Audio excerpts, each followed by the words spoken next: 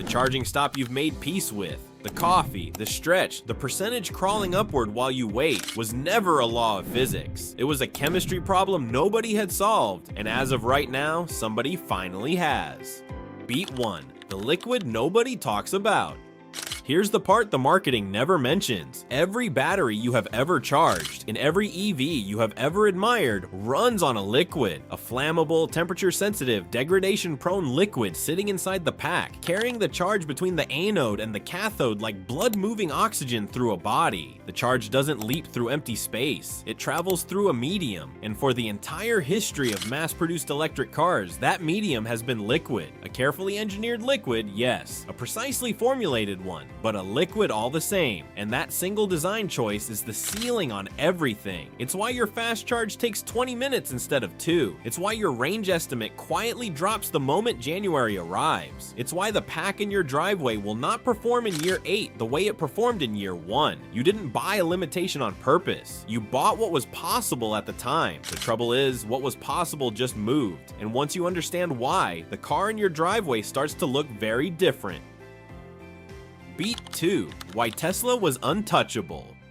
For 15 years, the electric car world ran on a single unspoken rule. If it wasn't Tesla, it didn't count. And that wasn't hype, it was the scoreboard. Tesla built the modern electric car. Tesla wired together a charging network that actually worked when you pulled up to it. Tesla wrote the software that every rival has spent a decade trying to reverse engineer. The navigation that quietly routed you through chargers before you even asked. They made an electric vehicle feel like something you could genuinely live with. Not a sacrifice you tolerated, but a choice you were proud of. The proof sat right there in the charge times and the range numbers, so nobody questioned the hierarchy. Tesla was the future, and everyone else was sprinting to catch a car that kept pulling away. That story held for a long time. It held right up until a research lab on the other side of the world stopped trying to win the old race and started building a different one entirely.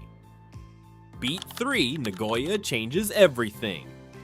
Quietly, in a lab in Nagoya, Japan, that hierarchy got rewritten. What came out of it is not an improvement. It is not a tweak, not a software patch, not an extra 50 miles bolted onto last year's pack. It is a battery that charges in 10 minutes, lasts well past 1,000,000 miles of use, and physically cannot catch fire. And this is the moment to subscribe, because the next part of this story is the part the industry genuinely doesn't want sitting in your head. The breakthrough is the solid-state battery, the one technology engineers had been chasing on paper since the 1970s and failing to build for 50 years straight. Replace that flammable liquid with a solid ceramic or polymer that conducts electricity just as well, and suddenly the whole list of problems evaporates. It doesn't burn, it doesn't freeze, it doesn't degrade when you charge it fast. Picture a road of ice versus a road of concrete. Both get you there, but one cracks under pressure and vanishes when conditions turn. The other simply holds. That is the gap between liquid and solid, and Toyota is the company that finally crossed it.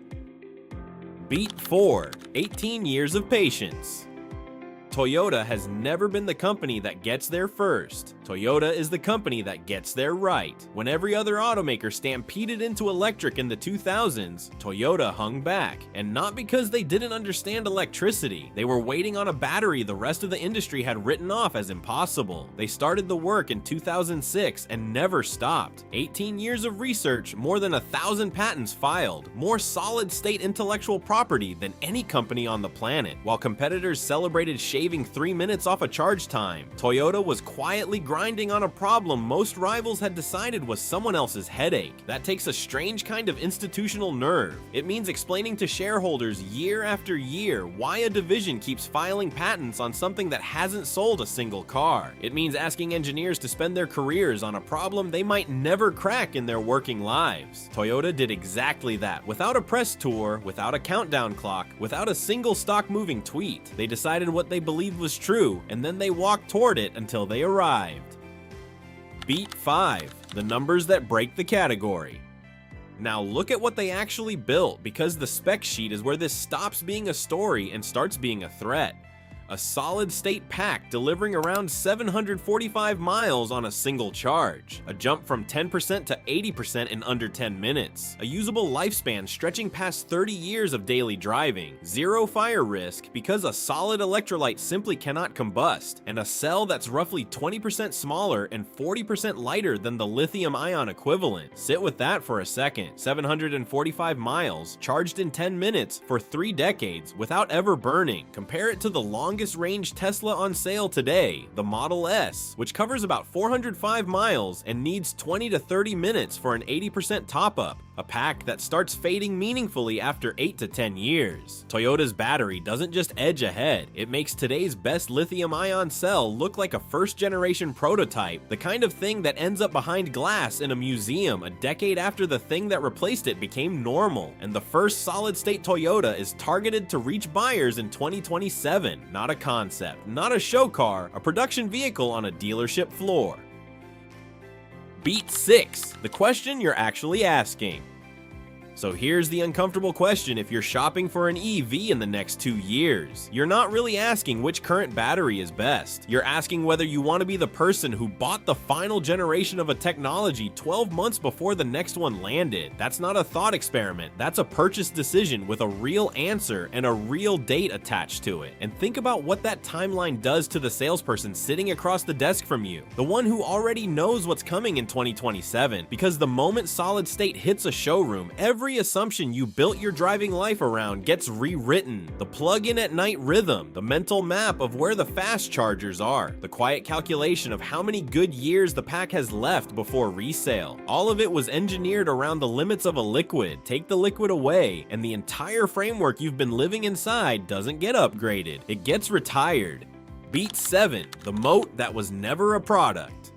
Here's the part the battery world would rather you didn't connect. Tesla's greatest advantage, the Supercharger network, only exists because lithium-ion charges slowly. That network isn't really a product, it's a solution to a problem. And the problem was created by the liquid electrolyte inside every car Tesla ever shipped. If your EV charges in 10 minutes, you no longer need 40,000 charging stalls spaced out like interstate rest stops. You need an ordinary fast charger at any gas station you already drive past. Tesla's multi-billion-dollar infrastructure bet doesn't become worthless overnight, but it stops being the moat it was designed to be. And the same demolition lands on everyone downstream. The world's largest battery makers, the ones who spent billions perfecting lithium-ion lines, built every machine, supply chain, and pricing advantage around a chemistry that's about to age out. You cannot retool a lithium-ion factory for solid state. The materials are different, the tolerances are different, the entire process is different. A global supply chain worth over $150 billion was constructed around the exact technology Toyota just leapfrogged.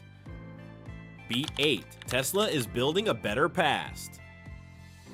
To be fair, Tesla saw the shape of this coming. Years ago, Musk said Tesla was developing its own solid-state cell. They bought Maxwell Technologies for its dry electrode patents. The 4680 cell was supposed to be a stride toward this future, but here's the catch. The 4680 is still lithium-ion. It's a better lithium-ion cell, cheaper and more efficient, but it still runs on liquid electrolyte. It still burns. It still degrades. Tesla is building a sharper version of a technology that's about to be replaced, and the maddening thing is that it wasn't an irrational bet. Optimizing what you have makes complete sense if you believe solid state is still 5 years out. You cut costs, you protect margins, you keep the business healthy while you develop the next thing. The only problem is that Toyota just dragged the timeline forward. This is the Nokia moment all over again. Nokia built better buttons, better antennas, tougher hardware, longer battery life, and won every metric the old game was scored on, right up until Apple asked a completely different question and made every one of those metrics irrelevant in a single keynote. You don't beat a 10-minute charge by making your 20-minute charge feel more pleasant. The category itself changed shape mid-stride.